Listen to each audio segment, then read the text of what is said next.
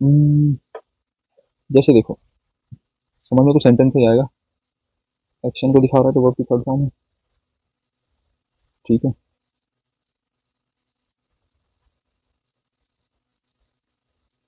और स्टेट को दिखा रहा है तो क्या है, एडजेक्टिव होगा।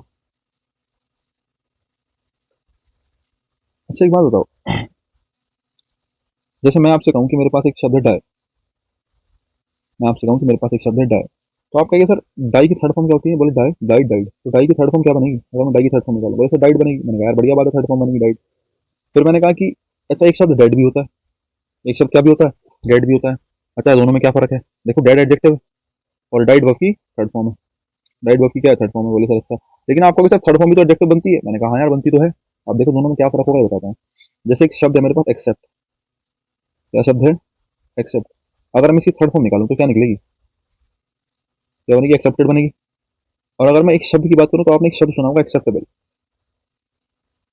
एक शब्द एक्सेप्टेबल होता है, एक एक्सेप्ट एक्सपेक्टेबल है, सॉरी एक्सेप्टेबल है और एक एक्सेप्टेड है। अच्छा एक हमारे पास शब्द आपने सुना होगा सक्सेस, तो अगर सक्सेस की थर्ड फॉर्म निकाल लूं तो सक्सेस की थर्ड फॉर्म क्या बनेगी,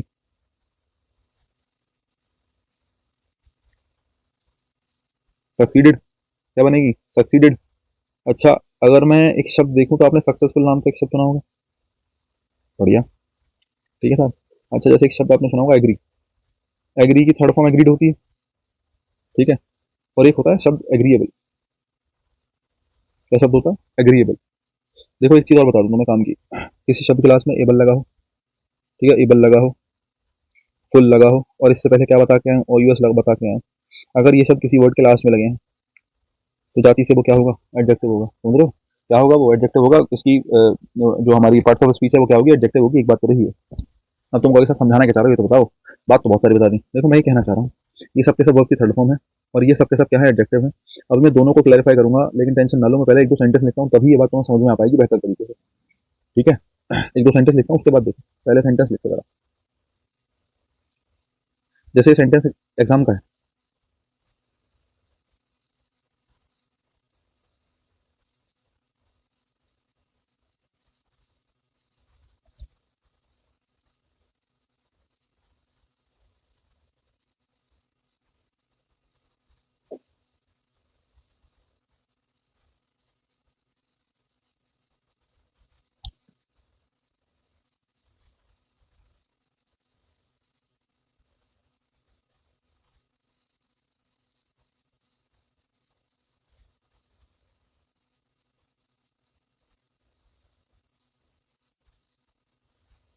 ये option fill in the blank से बहुत काम आता है। फिल इन द ब्लैंक में दो ऑप्शन होते हैं, डाइट डाइट। अब तुम कंफ्यूज हो कि यार क्या कह लूं क्या लिखूं, तो उसमें थोड़ा सा ये चीजें काम आती हैं बड़ी।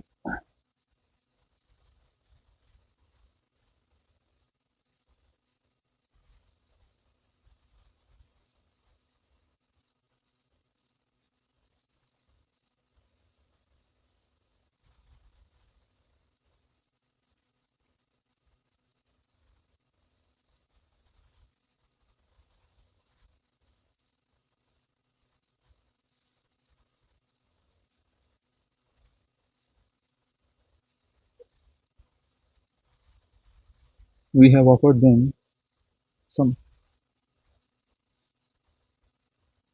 एक्सेप्टेबल या एक्सेप्टेड ऑफर। अब ध्यान से देखो, चार सेंटेंस है। हम्म, हम्म, देखो मैं तुम्हें ये बताना चाह रहा हूँ दोनों में, अब ध्यान से सुनना। मैं इन दोनों में ये डिस्कस करना चाह रहा हूँ, सीधी सीधी बात है कि कुछ शब्द जो है ऑलरेडी एडजेक्टिव है बाय बर्थ। जैसे मैं तुमसे कहूँ कि डेड नाम का एक वर्ड है मेरे पास, मैं तुमसे कहूँ डेड क्या है, किसी डेड जो है वो ऑलरेडी एडजेक्टिव है। इसमें आपने कुछ ट्रांसफॉर्मेशन नहीं करी, कुछ बनाया नहीं है। डेड नाम का एक शब्द है वो एडजेक्टिव ही है, समझ रहे हो। जैसे एक्सेप्टेबल है, एक्सेप्टेबल एक्सेप्ट से बना, एक्सेप्ट मेरे पास शब्द था, मैंने उस शब्द के साथ में एबल लगा दिया। अभी बता के आया हूं, जिस शब्द के साथ एबल लग जाता है वो एडजेक्टिव होता है। तो एक्सेप्टेबल जो है वो एडजेक्टिव ही है। आपने इसमें थर्ड फॉर्म सेकंड फॉर्म कुछ नहीं करा, इसमें आपने एबल लगा के इसको क्या बनाया, एडजेक्टिव बनाया। ये ऑलरेडी क्या है, ये ऑलरेडी एडजेक्टिव है। ऐसे ही सक्सेस से सक्सेसफुल बना, सक्सेस से क्या बना, सक्सेसफुल बना। अब सक्सेस जो है वर्ब थी, ये चारों के चारों जो है वर्ब की कौन सी फॉर्म है, ये चारों के चारों वर्ब की फर्स्ट फॉर्म है। तो सक्सेस वर्ब की फुल लगा के सक्सेसफुल एडजेक्टिव बना दिया। एग्री वर्ब थी, एबल लगा के एग्रीएबल आपने क्या बना दिया, वर्ब की बेसिकली वर्ब से चेंज करके एडजेक्टिव फॉर्म बना दी। तो डेड हो गया, एक्सेप्टेबल हो गया, सक्सेसफुल हो गया, एग्रीबल हो गया। इनमें आपने चेंजेस नहीं करे कुछ। अगर आप सोच रहे हो कि इनमें आपने कुछ चेंजेस करे, इसमें कोई चेंज आपने नहीं करा। जेन्युइन देखें तो ये अपने मूल रूप में है ना। तो अगर कोई एडजेक्टिव ऐसा है जो अपने मूल रूप में है, ऐसा कोई एडजेक्टिव है जो अपने किस रूप में है, मूल रूप में है, वो जैसा है वैसा का वैसा ही है, आपने कोई चेंजेस नहीं करे, ये जेन्युइनली ये जो चारों शब्द हैं ये बाय बर्थ क्या है, एडजेक्टिव हैं। आपने थर्ड फॉर्म वगैरह कुछ नहीं बनाई, ये सबके सब क्या है, एडजेक्टिव हैं। क्या है, सबके सब एडजेक्टिव हैं। अगर ऐसा कोई शब्द है नॉर्मल जो एडजेक्टिव ही है, आपने कोई ट्रांसफॉर्मेशन नहीं करी, तो बच्चे एडजेक्टिव किसको ही दिखाएगा, स्टेट को ही दिखाएगा। किसको दिखाएगा, स्टेट को। आप कहो सर मुझे एक्शन दिखाना हो, अगर एक्शन दिखाना है तो मैं आपको पहले ही बता चुका हूँ, कल की क्लास में भी हमने डिस्कस करा है, अगर एक्शन दिखाना है तो एक्शन दिखाने के लिए वर्ब की कौन सी फॉर्म चाहिए होती है, थर्ड फॉर्म। वर्ब की थर्ड फॉर्म मेन वर्ब होती है जो कि किसको दिखाती है, एक्शन को। बेचारा एडजेक्टिव तो किसको दिखा रहा होता है, एडजेक्टिव किसको दिखाता है, स्टेट को। फिलहाल यहाँ थर्ड फॉर्म की बात नहीं हो रही, यहाँ बात हो रही है नॉर्मल एडजेक्टिव की। तो अगर कहीं नॉर्मल एडजेक्टिव भी आया है तो वो भी किसको दिखाएगा, वो भी स्टेट को दिखाएगा। लेकिन अगर एडजेक्टिव आपको स्टेटिक ना चाह के कैसा चाहिए, बोले सर मुझे ऐसा एडजेक्टिव चाहिए जो किसको दिखा रहा हो, एक्शन को दिखा रहा हो। तो अगर एक्शन को दिखाने वाला एडजेक्टिव चाहिए तो आपको वर्ब की थर्ड फॉर्म का यूज करना है। किसका यूज करना है, थर्ड फॉर्म का। तो मैं आपसे कहूँ डाइड और डेड में क्या फर्क है, देखो ये डाइड वर्ब की थर्ड फॉर्म है, मैं आपसे कहूँ एडजेक्टिव बन सकता है, भाई बिल्कुल बन सकता है। ये जो वर्ब की थर्ड फॉर्म है यहाँ पे, ये वर्ब की थर्ड फॉर्म एक्शन को दिखा रही है, क्या बन सकती है, एडजेक्टिव बन सकती है। मैंने कहा यार बन तो सकती है, मैंने कहा यार बन तो सकती है, बिल्कुल बन सकती है ना। तो आप कहोगे सर दोनों में क्या फर्क है, अभी तो आपने कहा कि ये वर्ब है, अभी आप इसको एडजेक्टिव कह रहे हो, अभी आप इसको भी एडजेक्टिव कह रहे हो। मैंने कहा यार बात तो ठीक है, लेकिन दोनों फिलहाल एडजेक्टिव के यूजेस में फर्क है। पहले मैंने दो थर्ड फॉर्म ले ली, एक थर्ड फॉर्म को मेन फॉर्म मान लिया, एक थर्ड फॉर्म को एडजेक्टिव मान लिया पिछली वाली क्लास में। आज मैं कह रहा हूँ कि एडजेक्टिव के भी दो फॉर्म्स हो सकते हैं। एक तो वर्ब की थर्ड फॉर्म, वर्ब की थर्ड फॉर्म एडजेक्टिव बनती है, मैंने कहा यार बनती है। वर्ब की थर्ड फॉर्म क्या बनती है, एडजेक्टिव बनती है, मैंने कहा बिल्कुल बनती है। एक एडजेक्टिव वो है जिसमें कोई आपने चेंजेस नहीं करे, वो ऐसा का ऐसा ही है। तो जो मूल रूप है, जो मूल फॉर्म है, जैसा का ये डेड, एक्सेप्टेबल, सक्सेसफुल, एग्रीबल, जैसा का जैसा ही है, जैसा बना है, उस सिचुएशन को, उस फॉर्म को क्या कहा जाएगा, उस फॉर्म को एडजेक्टिव ही कहा जाएगा। लेकिन वो एडजेक्टिव किसको दिखाएगा, स्टेट को दिखाएगा। आप कहोगे एक्शन को दिखाना है, तो एक्शन को दिखाना है तो इन वाले एडजेक्टिव की जगह कौन सा एडजेक्टिव यूज कर लो, वर्ब की कौन सी फॉर्म वाला, थर्ड फॉर्म वाला। जो वर्ब की थर्ड फॉर्म वाला एडजेक्टिव होगा, ये किसको दिखा देगा, एक्शन को दिखा देगा। अगर इन दोनों की कंपैरिजन करें, अभी थोड़ी थ्योरेटिकल बात लग रही होगी, सेंटेंस में बताता हूँ। मैंने कहा दे announce the names of the people, उन्होंने उन लोगों के नाम अनाउंस करे, है ना, उन लोगों के नाम अनाउंस करे जो मर गए हैं, है ना, इन द वॉर, किसमें, वॉर में। उन लोगों के नाम अनाउंस करे गए हैं, उन लोगों ने उनके नाम अनाउंस करे हैं जो वॉर में मर गए हैं। देखो एक बात बताऊं, ऐसी सिचुएशन में एडवर्ब देखना होता है केवल। अगर एडवर्ब आया है ना, इन क्या है, प्रपोजिशन, और द वॉर उसका क्या है, ऑब्जेक्ट है। और मैं इससे पिछली क्लासेस में आपको बता चुका हूँ, प्रपोजिशन प्लस ऑब्जेक्ट मिलकर या तो एडजेक्टिव फ्रेज बनाती है, या फिर क्या बनाती है, या फिर एडवर्ब फ्रेज बनाती है, या तो एडजेक्टिव फ्रेज बनाती है, एडवर्ब फ्रेज बनाती है। अब आप पता करो है क्या है। दे announce the names of the people, उन लोगों के उन्होंने नाम अनाउंस करे जो मर गए हैं, मारे गए हैं, है ना। क्या, जो मर गए हैं, कहाँ मारे गए हैं, केवल मर गए, कहाँ मारे गए हैं, वेयर, कहाँ मारे गए, बोले सर वॉर में। तो वेयर का रिप्लाई मिल रहा है, और जब वेयर का रिप्लाई मिलता है तो वो चीज क्या होती है, एडवर्ब ऑफ प्लेस होती है। वेयर का रिप्लाई एडवर्ब ऑफ क्या होता है, प्लेस होता है। ये एडजेक्टिव फ्रेज तो है नहीं, क्या है ये, एडवर्ब फ्रेज है। क्या है ये, एडवर्ब फ्रेज है। अगर एडवर्ब आया है तो एक्शन हुआ होगा, ये बात मान के चलो। अगर एडवर्ब आया है तो ये क्या हुआ होगा, एक्शन हुआ होगा। तुम कहोगे सर ये बात कैसे हुई, अरे जब मैंने तुम्हें लिंकिंग वर्ब पढ़ाई थी, तो लिंकिंग वर्ब पढ़ाते हुए मैंने आपसे क्या कहा था कि कॉम्प्लीमेंट के स्थान पे एडवर्ब नहीं आता, कॉम्प्लीमेंट के स्थान पे एडवर्ब नहीं आता। हालांकि प्लेस वाली सिचुएशन में मैंने और कुछ बताया था, लेकिन इतना मत सोचो। आप इस चीज को ऐसे ध्यान रखो कि अगर एडवर्ब आया है, मैंने कहा ना लिंकिंग वर्ब के साथ कॉम्प्लीमेंट जब रखते हैं, पिछली क्लास में आपने पढ़ा होगा, तो जब लिंकिंग वर्ब के साथ कॉम्प्लीमेंट रखते हैं तो वो कॉम्प्लीमेंट के स्थान पे एडवर्ब नहीं रखते, क्योंकि एडवर्ब सिंबल होती है जनरली किसका, एडवर्ब सिंबल होती है किसका, एडवर्ब सिंबल होती है एक्शन का, है ना। जनरली एडवर्ब आई होती है तो वो किसको दिखा रही होती है, एडवर्ब दिखा रही होती है एक्शन को। कहीं भी एडवर्ब आई है तो वो किसको दिखा रही है, जनरली, इन जनरल सेंस में एक्शन को दिखा रही है। तो यहाँ पे एडवर्ब आ गया इन द वॉर। अगर इन द वॉर एडवर्ब आ गया मतलब तुम बात कर रहे हो एक्शन की, और अगर एक्शन हुआ है तो फिर डाइड या डेड, सोच के बताओ। देखो डेड जो है वो बाय बर्थ एडजेक्टिव है, डाइड वर्ब की थर्ड फॉर्म है, ये भी एडजेक्टिव है। वर्ब की थर्ड फॉर्म है लेकिन काम किसका ही करेगी फिलहाल, एडजेक्टिव का। नाउन, नाउन के लिए एडजेक्टिव आएगा, एडजेक्टिव के लिए एडवर्ब आएगी। सीक्वेंस ये है। द पीपल नाउन है, नाउन के लिए एडजेक्टिव आएगा, दोनों में से कोई एक, और इन दोनों में से कोई एक एडजेक्टिव के लिए क्या आएगा, आगे लिखा है इन द वॉर, एडवर्ब आएगा। ठीक है नहीं, मारे गए, कहाँ मारे गए, वॉर में मारे गए। तो ये जो डाइड या डेड जो भी तुम लिखोगे इसके लिए एडवर्ब आएगा। अब देखो एक चीज है, एडवर्ब किसके लिए प्रयोग होगा बताओ। मैंने आपको बताया एडवर्ब, मैं बता चुका हूँ एडवर्ब जनरली किसको दिखाएगा, एडवर्ब दिखाएगा एक्शन को। अगर एडवर्ब कहीं लिखी है मतलब क्या हुआ होगा, मतलब एक्शन हुआ होगा। एडवर्ब लिखी है तो क्या हुआ होगा, एक्शन हुआ होगा। अब एक बात बताओ, डाइट और डेड में क्या फर्क है, बता चुका हूँ। वर्ब की थर्ड फॉर्म से बना रहे हो तो वो किसको दिखाएगा, एक्शन को। मूल रूप में रख रहे हो तो वो दिखाएगा स्टेट को। अगर एडवर्ब आई है तो इसका मतलब एक्शन हुआ है। अगर एक्शन हुआ है तो फिर क्या कहोगे, अगर एक्शन हुआ है तो फिर सीधी सीधी बात है किसका यूज करेंगे, हम एक्शन वाले ही एडजेक्टिव का यूज करेंगे। डेड गलत है, डाइड सही है। दे announce the name of the people died in the war, वो उन लोगों के नाम अनाउंस करे गए जो मर गए वॉर में, है ना। तो यहाँ पे जो डाइड है ये किसको दिखा रहा है, एक्शन को दिखा रहा है। आप कहोगे एक्शन का कैसे पता चला, तो अभी बता के आया हूँ, एडवर्ब आई है। एडवर्ब आई है तो इसका मतलब एक्शन हुआ है, और अगर एक्शन हुआ है तो एक्शन वाले एडजेक्टिव लगाए जाएंगे। वो एडजेक्टिव लगाए जाएंगे जो किसको दिखा रहे हैं, जो किसको दिखा रहे हैं, जो दिखा रहे हैं एक्शन को। और अगर एक्शन को दिखा रहे हैं तो इनमें से किसी का यूज करो। बोले सर अभी भी बात क्लियर नहीं हुई, तो मैं आपसे कहूंगा दूसरा सेंटेंस देखो। दे announce the names of the dead या डाइड पीपल, उन्होंने उन लोगों के नाम अनाउंस करे जो मर गए हैं। ठीक है, अब एक बात तो पीपल नाउन है, द आर्टिकल है। आर्टिकल किसके लिए आया होगा, नाउन के लिए आया होगा। नाउन से पहले क्या रखते हैं? बोले सर एडजेक्टिव रखते हैं। कहीं एडवर्ब आई या इस नाउन के लिए कहीं एडवर्ब आई या इस एडजेक्टिव के लिए कोई एडवर्ब है हमारे पास? बताओ, क्या इस एडजेक्टिव के लिए कोई एडवर्ब है? नहीं है। ये एडजेक्टिव अकेला आया है, इस एडजेक्टिव के लिए कोई एडवर्ब नहीं आई। अगर एडजेक्टिव अकेला आया है मतलब ये एक्शन को नहीं, किसको दिखा रहा है? स्टेट को दिखा रहा है। अगर ये स्टेट को दिखा रहा है, इस बात का मतलब क्या है? अगर ये स्टेट को दिखा रहा है तो इस बात का मतलब है कि यहाँ डाइड नहीं किसका यूज होगा? यहाँ डाइड नहीं किसका यूज होगा? डेड का। दे announce the names of the dead people, उन्होंने उन लोगों के नाम अनाउंस करे जो मर गए हैं। ठीक है, तो यहाँ पर डाइड नहीं डेड आएगा। अब आप कहो सर चलो ठीक है, थोड़ा थोड़ा समझ में आया। मैंने कहा अरे ऐसे कैसे, दो सेंटेंस और देख लो। देखो जरा, you can not criticise the offer already accepted, ये एक्सेप्टेबल। तुम क्रिटिसाइज नहीं कर सकते उस ऑफर को। अब देखो ऑफर क्या है? ऑफर हो गया नाउन। ऑफर क्या है? ऑफर हो गया, बोले सर नाउन। ऑलरेडी एडवर्ब होता है ना? ऑलरेडी एडवर्ब होता है। ऑलरेडी मतलब पहले से ही, टाइम को दिखा रहा है ना? किसको दिखा रहा है? टाइम को, कि पहले से एक्सेप्ट हो गया। तो ऑफर जो है नाउन है, और नाउन के साथ यहाँ पे एडवर्ब रखा है। तो सोचिए, देखो एडवर्ब आएगा। एडवर्ब नाउन के लिए तो आया नहीं होगा।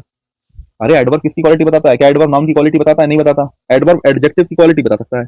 मतलब यहाँ पर जो भी एडजेक्टिव आएगा उसके लिए क्या यूज किया गया है? उस एडजेक्टिव के लिए एडवर्ब आया है। कोई भी जो एडजेक्टिव लिखा है उसके लिए एडवर्ब आया ऑलरेडी। ऑलरेडी टाइम को दिखा रहा है, पहले से एक्सेप्ट कर लिया है, पहले से एक्सेप्टेबल है वो ऑफर, है ना? तो उस ऑफर को क्रिटिसाइज नहीं कर सकते, उसकी आलोचना नहीं कर सकते। जो ऑफर हम पहले से ही कर चुके हैं, एक्सेप्ट या एक्सेप्टेबल। अब तुम सोच के देखो, अगर एडजेक्टिव के लिए एडवर्ब आया है, एडवर्ब आया है मतलब एक्शन हुआ होगा तभी तो एडवर्ब आया है। और अगर एक्शन हुआ है तो हमें यहाँ पे वो फॉर्म लगानी है जो एक्शन को दिखाए। एक्सेप्टेबल मूल फॉर्म है जो स्टेट को दिखाएगा। अगर एक्शन दिखाना है तो कौन सी फॉर्म लेनी पड़ेगी? एक्सेप्टेड लेनी पड़ेगी। एक्सेप्टेबल नहीं, किसका यूज करेंगे? एक्सेप्टेड का। किसका यूज करेंगे? एक्सेप्टेड का। अब आप अगला सेंटेंस देख लो। वी हैव ऑफर्ड देम, हमने उनको ऑफर किया है सम एक्सेप्टेबल या एक्सेप्टेड ऑफर। हमने उनको ऐसा ऑफर दिया है जो एक्सेप्ट किया जा सके। हमने उनको ऐसा ऑफर करा है जो एक्सेप्ट किया जा सके। कुछ ऑफर होता है ना, कोई मैंने माना कि कोई चीज खरीदनी है 100 रुपए की, तुमने कहा भाई 500 की दूंगा, तो वो एक तरीके से एक्सेप्टेबल ऑफर है ही नहीं। लेकिन आप 100 रुपए की चीजें माना 110 में दे दी या 90 में दे रहे हो, तो तुम उसमें आदमी कहेगा अरे ये तो बड़ी जल्दी एक्सेप्ट हो जाएगा, बड़ा आसान ऑफर है। तो वही मैं कहना चाह रहा हूँ, we have offered them some offer. अब देखो वही, सम एडवर्ब नहीं होता पहली बात, तो सम एडजेक्टिव होता है, एक बात तुम्हें पता हो। एडजेक्टिव या डिटरमिनर कह लो, ठीक है, सीधी भाषा में। सम जो होता है एडजेक्टिव होता है, ऑफर जो है नाउन है, नाउन से पहले क्या आएगा? एडजेक्टिव आएगा। लेकिन क्या इस एडजेक्टिव के लिए कहीं एडवर्ब दे रखी है? इस एडजेक्टिव के लिए कहीं एडवर्ब है नहीं। मतलब बेचारा एडजेक्टिव अकेला आया है। अगर इस एडजेक्टिव के लिए कोई एडवर्ब नहीं है, मतलब ये एडजेक्टिव जो है वो किसको दिखा रहा है? स्टेट को दिखा रहा है। और अगर ये स्टेट को दिखा रहा है तो स्टेट को दिखाने वाले शब्द कौन से होते हैं? जो मूल रूप में होते हैं। तो ये हो गया एक्सेप्टेबल। क्या हो गया ये?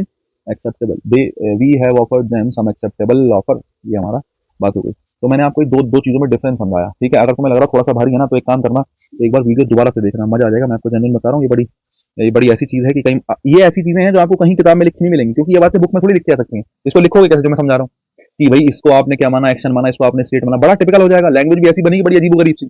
बहुत मुश्किल काम है लिखना, ऐसे थोड़ी कि बिल्कुल सिंपल ही तुम लिख दोगे इसको। भाई इतना आसान काम नहीं है कि बड़ा इजीली लिखा जाए, जो मैंने आपको समझाया। अब देखो, मैंने 4 सेंटेंस समझाने में 15-16 मिनट ले लिए। इसका कारण ये है कि इस बात को बुक में लिखना बड़ा मुश्किल है भाई, और लिखा भी होगा तो खुद से तो समझा जाएगा नहीं। तो कोशिश करो, एक बार अगर नहीं समझ में आए एक बार फिर से देख लो, लेकिन बहुत काम की चीजें हैं। आ जाओ जरा। अब तुम ये बात समझ गए होंगे, अगर मैंने ऊपर वाली बात समझाई है, तो यहाँ से फिर कुछ सेंटेंस बनते हैं। यहाँ से फिर कुछ सेंटेंस बनते हैं। आप कहोगे सर कैसे सेंटेंस, जरा बताओ। मैंने कहा देखो मैं बताता हूँ। ये सेंटेंस नहीं, फ्रेजेस देखो पहले, जैसे पेपर में पूछे जाते हैं। मैंने कहा, एक मैं पूछता हूँ confusing question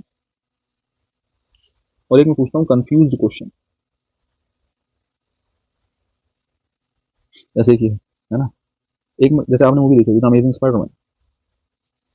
the amazing Spiderman और द अमेज्ड स्पाइडरमैन, ठीक है। उसके अलावा कंफ्यूज क्वेश्चन के साथ साथ मैं एक लिख लेता हूँ, confuse confusing people, confused people.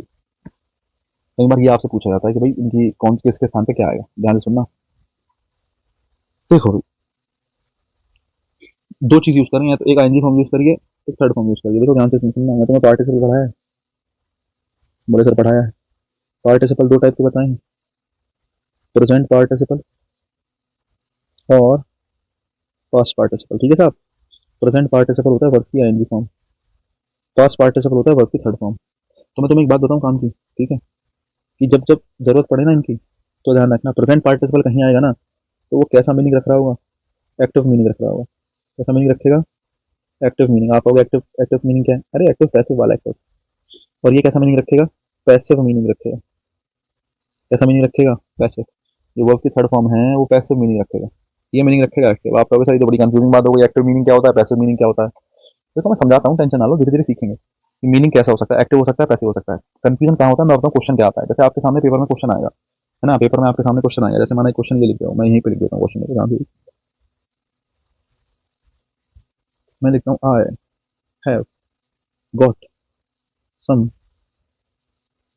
Shocked या शॉकिंग न्यूज दिस टाइम, माना मैंने क्वेश्चन लिखा, ठीक है। देखो भाई, तो दो दो मीनिंग बताए मैंने, एक्टिव मीनिंग और पैसिव मीनिंग, ठीक है। जैसे मैंने सेंटेंस लिखा है, I have got some shocked या शॉकिंग न्यूज दिस टाइम, तो देखो ना, शॉक्ड और शॉकिंग में आपको कौन सा यूज करना है, कैसे पता चलेगा कि वर्ब की थर्ड फॉर्म आएगी या वर्ब की कौन सी फॉर्म आएगी, आईएनजी फॉर्म आएगी, ये पता चलेगा ऐसे कि आपको मीनिंग कैसा चाहिए, एक्टिव मीनिंग चाहिए या कैसा मीनिंग चाहिए, पैसिव मीनिंग चाहिए, यहाँ से आंसर मिलेगा। अब आप कहोगे कैसे, जरा देख लो। जैसे मैं कहता हूँ पेपर में क्वेश्चन आया, है ना, तो कंफ्यूजिंग क्वेश्चन या कंफ्यूज क्वेश्चन, सोच के बताओ कैसा क्वेश्चन होगा, कंफ्यूजिंग या कंफ्यूज, सोचो यार। क्वेश्चन नाउन है, क्वेश्चन नाउन है। अब आपका एक्टिव मीनिंग क्या होता है, एक्टिव मीनिंग में डूअर वही होता है जो सब्जेक्ट होता है, मतलब क्वेश्चन ही डूअर है इसका। ये एडजेक्टिव जो है, ये जो वर्ब की आईएनजी फॉर्म लिखी है, या ये जो वर्ब की थर्ड फॉर्म लिखी है, यहाँ पे कुछ वर्ब है, वर्ब का मतलब क्या होता है, एक्शन होता है, वर्ब का मतलब किससे होता है, एक्शन से। मतलब ये जो वर्ब की आईएनजी फॉर्म में थर्ड फॉर्म में एक्शन हुआ है, अगर ये एक्शन इसी वाले नाउन ने करा है, अगर ये एक्शन इसी वाले नाउन ने करा है, तो समझ लो वो वर्ब की कौन सी फॉर्म है, आईएनजी फॉर्म है। जैसे मैंने कहा कंफ्यूजिंग क्वेश्चन, क्या क्वेश्चन कंफ्यूज करने का काम कर सकता है, सोच के बताओ, क्या ये क्वेश्चन कंफ्यूज करने का काम कर सकता है? तुम पेपर में बैठे, मैं ऐसा क्वेश्चन आया बहुत ज्यादा कंफ्यूजिंग है, तुमसे हो ही नहीं, तो क्वेश्चन ने तुम्हें क्या किया, क्या क्वेश्चन ने कंफ्यूज किया? बिल्कुल सही बात है, क्वेश्चन ने कंफ्यूज किया। तो ये जो क्वेश्चन है, क्या ये डूअर हुआ कि नहीं हुआ? बिल्कुल हुआ। अगर ये डूअर हुआ, तो सेंटेंस में सब्जेक्ट अगर डूअर होता है, तो वो कैसा मीनिंग होता है, एक्टिव मीनिंग होता है। जैसे देखो, मैंने कहा आई टीच इंग्लिश है, मैंने क्या कहा, आई टीच इंग्लिश है, मैंने एक सेंटेंस लिखा कि मैं इंग्लिश पढ़ाता हूँ। तो टीच का डूअर कौन है, टीच का डूअर कौन है, आई है। तो अगर वर्ब के लिए वही डूअर मिल जाए, अब आपका सर ये तो एडजेक्टिव है, अरे है तो एडजेक्टिव, लेकिन किस रूप में है, वर्ब के रूप में है, तो इसको एक्शन ही मान के चलो एक मिनट के लिए। क्या कि क्वेश्चन जो नाउन है, उसने ये वर्ब वाला काम करा, क्या इस क्वेश्चन ने कंफ्यूज करने वाला काम करा? अरे क्वेश्चन ही तो हमें कंफ्यूज करता है, क्वेश्चन ही हमें कंफ्यूज करता है, तो वर्ब की कौन सी फॉर्म, आईएनजी फॉर्म। बिल्कुल क्या है, सही है, ये फ्रेज बिल्कुल सही है, यहाँ पे कंफ्यूजिंग आएगा। आपको अगर सर कंफ्यूज लिख दूं, अब एक बात बताओ, कंफ्यूज क्वेश्चन का मतलब है एक्टिव मीनिंग या पैसिव मीनिंग? अभी बताया, थर्ड फॉर्म किसको दिखाती है, पैसिव मीनिंग को। क्या ऐसा हो सकता है कि तुमने, किसी और ने, किसी भी एन व्यक्ति ने, किसी ने भी, मुझे नहीं पता कौन, किसी ने क्वेश्चन को कंफ्यूज कर दिया हो? क्वेश्चन आया, बोले अच्छा तू मुझे कंफ्यूज करेगा, मैं तेरे को कंफ्यूज करता हूँ, तुम गए, तुमने जाके क्वेश्चन को कंफ्यूज कर दिया। क्या पॉसिबल है ऐसा कि तुमने क्वेश्चन को ही कंफ्यूज कर दिया हो? बताओ। अरे नहीं पॉसिबल है। क्वेश्चन तुम्हें कंफ्यूज कर सकता है, क्वेश्चन डूअर हो सकता है, क्वेश्चन डूअर हो सकता है, इसलिए आप कह सकते हो कि कंफ्यूजिंग क्वेश्चन बिल्कुल सही फ्रेज है। लेकिन ऐसा हो सकता है कि कंफ्यूज क्वेश्चन हो जाए, है ना, किसी ने तुम्हें किसी ने क्वेश्चन को जाकर कंफ्यूज कर दिया हो, ये फ्रेज गलत है बच्चे, इसको ठीक नहीं कर सकते। अब आप कहोगे सर अच्छा थोड़ा और बताओ, जरा देखो, मैंने कहा न्यूज लिखा है, न्यूज नाउन है, न्यूज क्या है, नाउन है। मुझे बताओ, न्यूज तुम्हें शॉक करेगी या तुम न्यूज को शॉक करोगे, सोच के बताओ। अरे न्यूज हमें शॉक करेगी, न्यूज हमें शॉक, कोई न्यूज आई, उस न्यूज ने हमें शॉक कर दिया, तो जेन्युइन बात देखें तो न्यूज जो है वो डूअर है शॉक करने का, न्यूज जो है वो कौन है, डूअर है। अगर सब्जेक्ट ही क्या होता है, डूअर होता है, तो वो सेंटेंस कैसा होता है, एक्टिव होता है। वही बात मैं कह रहा हूँ, न्यूज ही डूअर है, तो ये मीनिंग कैसा कैरी कर रहा है, एक्टिव मीनिंग कैरी कर रहा है, ना कि पैसिव। और अगर एक्टिव मीनिंग कैरी कर रहा है, इसका मतलब है कि वर्ब की कौन सी फॉर्म आएगी, वर्ब की आईएनजी फॉर्म आएगी। शॉकिंग बिल्कुल ठीक है, शॉक्ड क्या है, गलत है। अब जरा ध्यान से सुनो, अब मूवी का नाम आया द अमेजिंग स्पाइडरमैन। अब उन्होंने, डायरेक्टर साहब ने कुछ तो सोच कर रखा होगा, जिसने भी रखा है, कि भाई पिक्चर का नाम द अमेजिंग स्पाइडरमैन रखेंगे, क्यों? क्योंकि स्पाइडरमैन अगर नाउन है ना, तो क्या स्पाइडरमैन ये काम कर सकता है अमेज करने का? अमेज मतलब चौंका देना किसी को। क्या स्पाइडरमैन चौंकाने का काम कर सकता है? बिल्डिंगों से कूद रहा है, ऊंची ऊंची है, मकड़ी अपनी जाला फेंक दे रही है, कुछ ऐसा देखो, तो ये शॉक करने वाली चीज है कि अमेज करने वाली चीज है, हमें अमेज कर दे रहा है। तो स्पाइडरमैन जो है वो डूअर है, क्या करने का, चौंकाने का, लोगों को चौंकाने के लिए, ये स्पाइडरमैन यही काम कर रहा है, अमेज करने का। और अगर ये डूअर है, यही ये काम कर रहा है चौंकाने का, तो उसका सीधा सीधा मतलब है कि स्पाइडरमैन अमेज करने का काम कर रहा है। इसका सीधा सीधा कॉन्टेक्स्ट ये जा रहा है कि स्पाइडरमैन डूअर है, और डूअर है तो वर्ब की कौन सी फॉर्म, आईएनजी फॉर्म, बिल्कुल सही है, एक्टिव मीनिंग कैरी कर रहा है, और एक्टिव मीनिंग कैरी कर रहा है तो बात बिल्कुल क्या है, बात बिल्कुल सही है। नेक्स्ट देखो, the amaze Spiderman, the amaze Spiderman. अब मैंने कहा अमेजिंग स्पाइडरमैन, ठीक है, अमेज स्पाइडरमैन का मतलब क्या है कि स्पाइडरमैन डूअर नहीं है, स्पाइडरमैन डूअर नहीं है, ये तो कैसा मीनिंग है, ये एक्टिव मीनिंग है। मैंने कहा वर्ब की थर्ड फॉर्म लग जाए तो ये कैसा मीनिंग हो जाता है, पैसिव मीनिंग हो जाता है। कैसा मीनिंग हो जाता है, पैसिव मीनिंग हो जाता है। अब जरा देख के बताना, ऐसा हो सकता है कि स्पाइडरमैन को तुम अमेज कर दो? बताओ भाई, हो सकता है तुम उससे पावरफुल हो? पॉसिबल तो है। एक आदमी है, उसने, जैसे अब तुमने देखा होगा इंडिया में टिकटॉक टिकटॉक था, या अभी देखते हो ये अपना यूट्यूब वगैरह पे अपना, ये बहुत सी वीडियो ऐसी होती है कि भाई किसी ने मुंह से पानी निकाला, किसी ने कुछ करा, किसी ने कुछ करा, इतनी अजीबोगरीब एक्टिविटी हो रही होती है। अगर स्पाइडरमैन एक्टिविटी देख ले, समझे, तो वो चौंकाएगा या चौंक जाएगा? सोच के देखो, है ना। स्पाइडरमैन की जो आजकल की रीलें चल रही हैं, अगर स्पाइडरमैन की रीलें देख ले, है ना, तो स्पाइडरमैन के मुंह से झाग आ जाएंगे, समझ रहे हो? तो उस सिचुएशन में स्पाइडरमैन ने आपको अमेज नहीं करा, आपने स्पाइडरमैन को अमेज कर दिया, आपने स्पाइडरमैन को चौंका दिया। तो कहने का मतलब है द अमेज स्पाइडरमैन भी सही है, लेकिन द अमेज स्पाइडरमैन का मतलब है स्पाइडरमैन खुद चौंक गया है, स्पाइडरमैन खुद चौंक गया है और किसी और ने उसको चौंकाया है। द अमेज स्पाइडरमैन, स्पाइडरमैन चौंक गया, अमेज हो गया, किसी और ने करा, वो मुझे पता नहीं किसने करा, लेकिन किसी और ने करा। द अमेजिंग स्पाइडरमैन का मतलब है स्पाइडरमैन ने लोगों को अमेज करा, किसी और को अमेज करा, स्पाइडरमैन डूअर है। अब आप कहोगे सर दोनों सही हैं, तो फिर नीचे वाला नाम नहीं रख सकते थे? अरे पिक्चर में कोई स्पाइडरमैन हाथ थोड़ी रहा है, पिक्चर में स्पाइडरमैन जीत रहा है, तो स्पाइडरमैन अमेज करने का क्या है, स्पाइडरमैन अमेज करने का डूअर है। जैसे ये देखो, मैंने ऊपर कंफ्यूजिंग क्वेश्चन कहा था, यहाँ मैंने कंफ्यूजिंग पीपल कर दिया।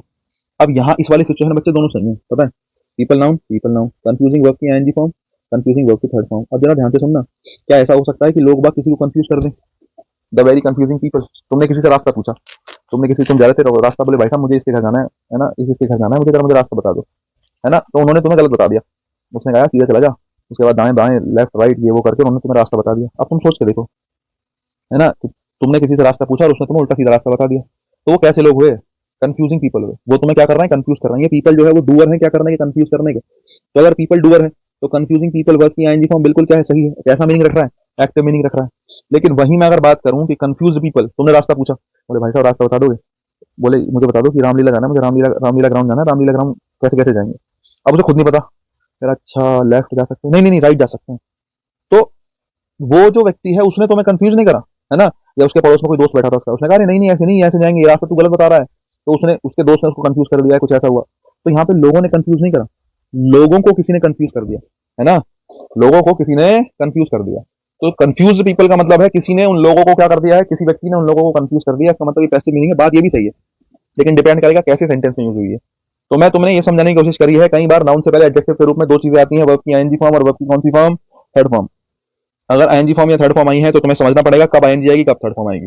आपको लगता है एक्टिव मीनिंग है, जो सब्जेक्ट रखा है वही काम कर रहा है, तो वर्ब की आईएनजी फॉर्म। आपको लगता है पैसिव मीनिंग है, तो वर्ब की थर्ड फॉर्म जो आपने लिख रखी है, जो वर्ब की थर्ड फॉर्म आपने लिख रखी है, वो कैसा मीनिंग रखेगा? वो पैसिव मीनिंग रखेगा, और उसी को आप यूज कर लोगे एज अ पैसिव मीनिंग कि भाई जो सब्जेक्ट रखा है वो डूअर का काम नहीं कर रहा है, वो काम किसी और ने करा है उस व्यक्ति के साथ, उस सब्जेक्ट के साथ। ठीक है, ये मैंने कुछ समझाने की कोशिश करी है। अब जैसे मैं आपसे कहता हूँ, एक सेंटेंस में देता हूँ, बताना जरा सोच के। मैंने आपको कहा द शॉकिंग या शॉक्ड, द शॉकिंग या शॉक्ड मैन गॉट स्पीचलेस। जो शॉकिंग या शॉक्ड मैन है वो क्या हो गया? वो स्पीचलेस हो गया, आपने कहा। अब मैन नाउन है, बोले सर हाँ। नाउन से पहले एडजेक्टिव आएगा, बोले सर हाँ। अब एडजेक्टिव देखो, ये वर्ब की आईएनजी फॉर्म वाला एडजेक्टिव है, ये वर्ब की थर्ड फॉर्म वाला एडजेक्टिव है। वन दोनों एडजेक्टिव सकते हैं, क्योंकि पार्टिसिपल दो टाइप के होते हैं, प्रेजेंट पार्टिसिपल और पास्ट पार्टिसिपल। लेकिन सही कौन सा है? अब आप देखो, आपने कहा गॉट स्पीचलेस, है ना, वो स्पीचलेस था, बोला नहीं, कुछ बोल नहीं पाया। अगर वो कुछ बोल नहीं पाया तो उसने किसी और को चौंकाया होगा या वो खुद चौंक गया होगा? सोच के देखो। अभी सोचने की बात है कि अब ये जो मैन है, क्या इस मैन ने और लोगों को चौंकाया? वो स्पीचलेस हो गया, डर गया, बिल्कुल डर डर में सहम गया, वो बोल नहीं पाया। अगर वो बोल नहीं पाया तो इस मैन ने शॉक करने का काम नहीं करा, ये मैन खुद से शॉक्ड हो गया। ये मैन डूअर नहीं है, ये मैन डूअर नहीं है। बहुत सारे क्राउड को देख के क्राउड ने, लोगों ने इस व्यक्ति को डरा दिया, इस व्यक्ति को शॉक्ड कर दिया। तो आप कहेंगे the shocked man, shocking man नहीं, the shocked man got speechless. ऐसा व्यक्ति जो खुद से शॉक हो गया था वो स्पीचलेस हो गया। ठीक है, देखो जरा, जैसे मैं आपसे एक सेंटेंस देता हूँ, अब ये देखिए, मैंने आपसे कहा हिज, दिस लग रहा है देखिए, his brightening, brighten teeth, looked like peels. अब देखो, ये हो गई वर्ब, लाइक हो गई प्रपोजिशन, पील्स हो गया उसका ऑब्जेक्ट। ठीक है साहब, टीथ हो गया नाउन। अब तुम देखो, नाउन से पहले एडजेक्टिव आएगा, ये नाउन है, इस नाउन के लिए एडजेक्टिव चाहिए, या तो थर्ड फॉर्म लगा लूं, ये वर्ब की कौन सी फॉर्म लगा लूं, एनजी फॉर्म लगा लूं। ये बताओ, ये टीथ का काम, ये जो ब्राइटनिंग टीथ है ना, क्या ये ब्राइट करने का काम टीथ ने करा है? क्या टीथ ब्राइटनिंग का डुअर है? चमकने का डुअर कौन है? टीथ। 2 दिन मांजो मत, मुझे पता चल जाएगा कैसे ब्राइट करेंगे टीथ अपने आप को। भाई डेली हम ब्रश करते हैं, टाइम टू टाइम सुबह शाम ब्रश कर रहे हैं, तभी तो जाके ब्राइट हो रहे हैं दांत की, भाई चमक रहे हैं दांत उसके, है ना, ऐसे पीएस की तरह चमक रहे थे दांत, आपने ये कहा। लेकिन तुम खुद सोचो ना कि अगर टीथ लिख रहे हो तो क्या टीथ खुद से ब्राइटनिंग का काम कर सकते हैं? क्या टीथ डुअर हो सकता है ब्राइटनिंग का? क्या टीथ डूअर हो सकता है ब्राइटनिंग का? ब्राइट करने का डूअर हो सकता है टीथ? अरे दांत खुद को कैसे ब्राइट कर लेंगे? नहीं कर सकते। तो ये बात तुम्हें समझनी पड़ेगी कि ये जो टीथ है ना, ये डूअर नहीं है, ये डूअर नहीं है। अगर ये डूअर नहीं है तो किसी और ने काम करा है, और अगर किसी और ने करा है तो वर्ब की थर्ड फॉर्म ही ठीक होगी। ब्राइटनिंग गलत है, समझ रहे हो? ब्राइटनिंग गलत है। ब्राइटन टीथ, वो चमकाए हुए जो उसके दांत थे वो कैसे लग रहे थे? पीएल्स की तरह लग रहे थे। ठीक है, ये मैं आपको समझाना चाह रहा हूँ। तो ये कॉन्सेप्ट मैंने आपको दिया कि वर्ब की थर्ड फॉर्म और वर्ब की आईएनजी फॉर्म में क्या फर्क होता है। जब third form ING form adjective के रूप में आती है तो दोनों में क्या डिफरेंस होता है। ये डिफरेंस आपके साथ आगे तक चलेगा। अगर आप सोच रहे हो अभी निकल जाएगा, आपका पीछे छोड़ देगा, नहीं। एक्सरसाइज में मैं बिल्कुल ऐसा कि बहुत से सेंटेंसेस ऐसे आएंगे जहां आपको देखना पड़ेगा कि हाँ यार बड़ी इंपॉर्टेंट चीजें हैं। तो अगर लग रहा है कि एक बार में समझ में नहीं आया, दोबारा देख लो। मैं आपको पहले भी कह चुका हूँ, मेहनत एक बार करनी पड़ेगी, लेकिन उसके बाद दोबारा ऐसा टाइम आएगा, बाकी सब्जेक्ट पढ़ोगे, इंग्लिश पढ़ने की कभी जरूरत पड़ेगी नहीं, है ना। इंग्लिश पढ़ने की कभी जरूरत नहीं पड़ेगी, ग्रामर तो छूनी ही नहीं पड़ेगी, समझ रहे हो। इसकी मैं गारंटी ले रहा हूँ। आप मेहनत करो थोड़ी सी मेरे साथ बस। आगे देखो, ये कॉन्सेप्ट यहाँ पूरा हो गया। मैं नए कॉन्सेप्ट को लेके चलता हूँ, इतनी बात हम कर चुके हैं, ठीक है। चलो, तो क्या लिखवा दूं? क्या लिखवा सकते हैं अब? इसके बाद क्या बचा है?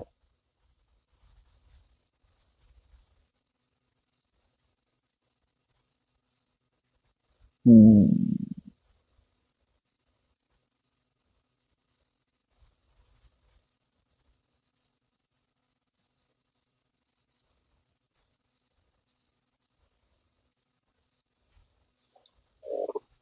अब अच्छा, हैव करा देते हैं। चलो, हैव रह गया कराने से ना, भी हैव कराते हैं। देखो भाई, कई बार आप हैव शब्द देखोगे, कई बार आप पजेस देखोगे लिखा हुआ, ठीक है।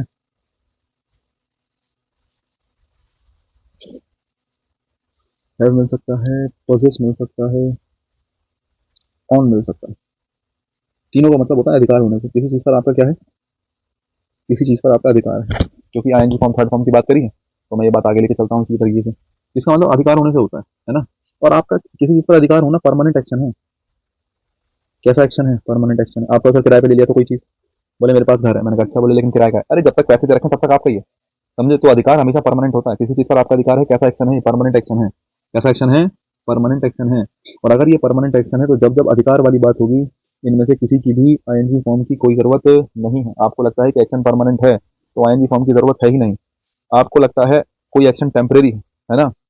यहाँ से देखो, मैं आपको एक बात बताता हूँ। अगर आपने कोई एक्शन देखा, कोई एक्शन हुआ है, आपको लगता है वो परमानेंट एक्शन, कैसा एक्शन है? परमानेंट एक्शन है, बिल्कुल परमानेंट। तो आईएनजी फॉर्म कभी नहीं बनेगी, ध्यान रखना।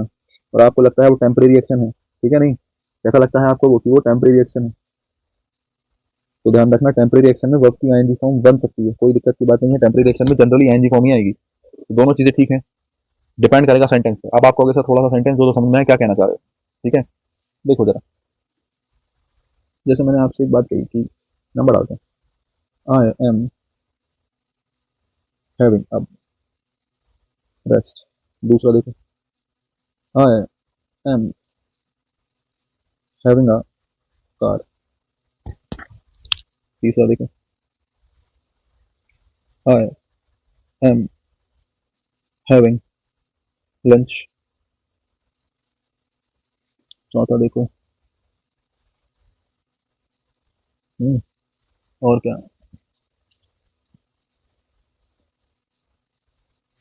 आई हैव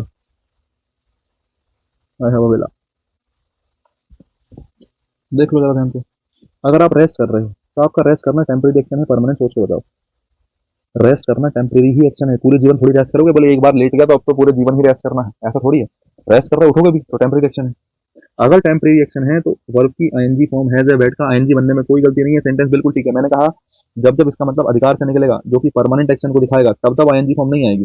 लेकिन टेम्परेरी एक्शन है तो आईएनजी लगाओ। आईएनजी फॉर्म दिखाती है किसको? कंटीन्यूअस टेंस को। कोई एक्शन जो कुछ समय के लिए जारी है, आने वाले टाइम में बंद हो जाएगा। जैसे आपने कहा मेरे पास कार है, लेकिन कार होना जनरली परमानेंट एक्शन है। कार होना क्या है? ये जो कार होना है ये कैसा एक्शन है? परमानेंट एक्शन है। कार होना परमानेंट एक्शन है। और अगर परमानेंट एक्शन है तो एम हैविंग नहीं, आई हैव अ कार। अब सेंटेंस ठीक है। आई एम हैविंग लंच, आपका लंच करना टेम्परेरी है, परमानेंट? एक बार लंच करने बैठ गए, 500 साल बाद उठोगे या उठोगे ही नहीं, बताओ। टेम्परेरी एक्शन है बच्चे, लंच करना। लंच करना टेम्परेरी एक्शन है तो एम हैविंग बिल्कुल सही है, कोई गलती नहीं है। लेकिन आपके पास किसी विला का होना, बोले मेरे पास एक विला है, अच्छा, मेरे पास अगर कोई विला है तो इसका मतलब परमानेंट एक्शन। विला होना परमानेंट, घर होना क्या है? परमानेंट। सबके पास घर होगा जैसे माना, तो परमानेंट ही परमानेंट एक्शन है। तो परमानेंट एक्शन है तो आईएनजी फॉर्म तो नहीं आएगी। आईएनजी फॉर्म नहीं आई है, बोले सर फर्स्ट फॉर्म है। और अगर फर्स्ट फॉर्म है तो बात बिल्कुल क्या है? बात बिल्कुल सही है, कोई गलती नहीं है इसमें।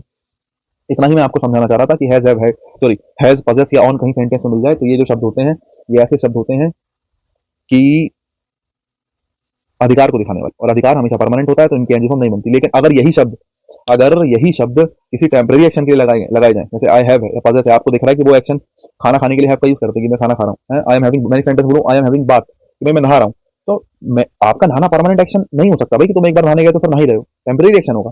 और टेम्पररी होगा तो आई एम हैविंग बात बिल्कुल ठीक है, आई एम हैविंग बात बिल्कुल ठीक है। लेकिन मैंने कहा I am having a book या आई हैव अ बुक, तुम्हारे पास कोई किताब है तो परमानेंट है, परमानेंट है तो I have a book not having a book, ठीक है, दोनों में इतना फर्क है,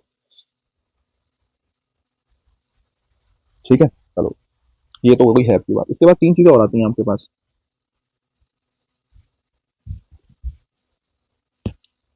देखो आपको देखने के लिए मिलेगा कंप्राइज ऑफ, कंप्राइज के साथ ऑफ वर्ड आता है, बहुत पूछता है। कंप्राइज, कंटेन, कंसिस्ट, इनका मीनिंग होता है किसी चीज से मिलकर बना होना,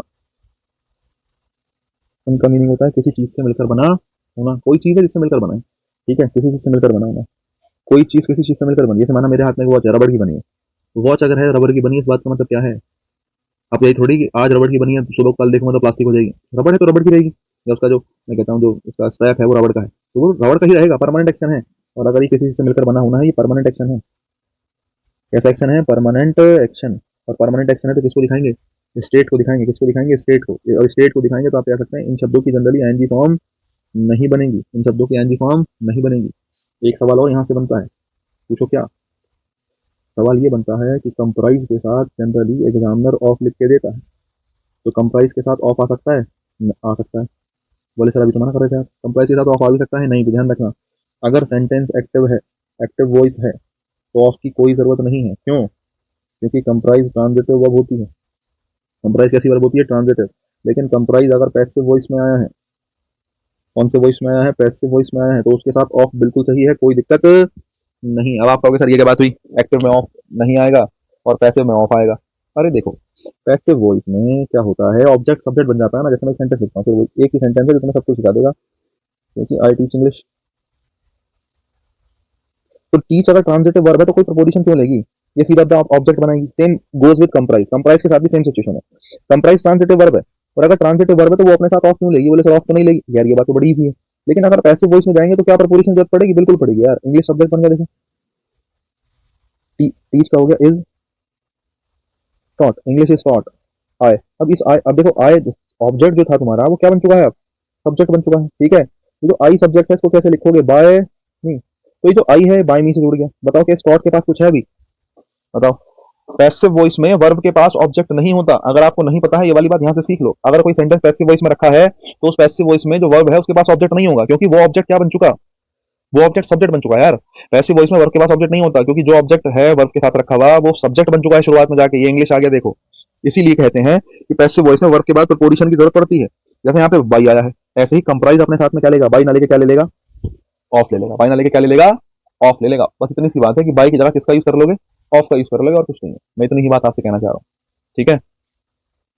एक बात, ठीक है। कंप्राइज के बारे में मैंने बात कर ली कि कंप्राइज कैसी वर्ब होती है? ट्रांजिटिव वर्ब है। कंप्राइज कैसी वर्ब है? ट्रांजिटिव वर्ब है।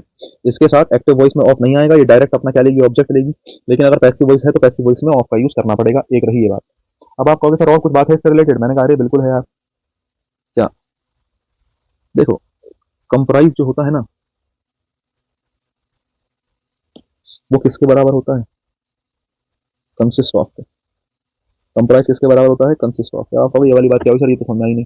अभी जरा एग्जांपल देंगे तो सब समझ में आएगा। काहे परेशान हो रहे हो? जरा देखो, मैं आपसे ये कहूँ, अगर मैं आपसे ये कहूँ सारी बातें छोड़ के, पहला सेंटेंस क्या? This team